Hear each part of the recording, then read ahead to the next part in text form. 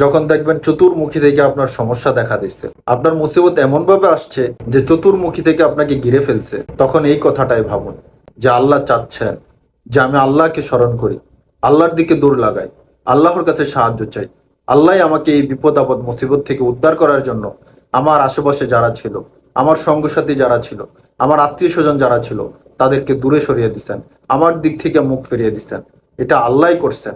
মনে রাখবেন, যদি সারা দুনিয়ার মানুষ মিলে আপনার ক্ষতি চায় আর আল্লাহ তাআলা যদি আপনার উপকার করতে চায়, সারা দুনিয়ার মানুষ মিলেও আপনার ক্ষতি করতে পারবে না।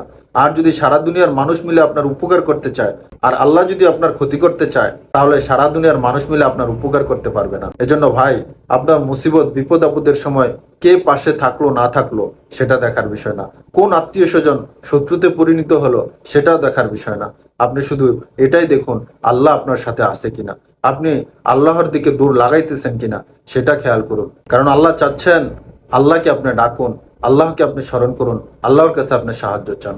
আল্লাহ তাআলা আমাদের বুঝার এবং আমল করার তৌফিক দান করুন।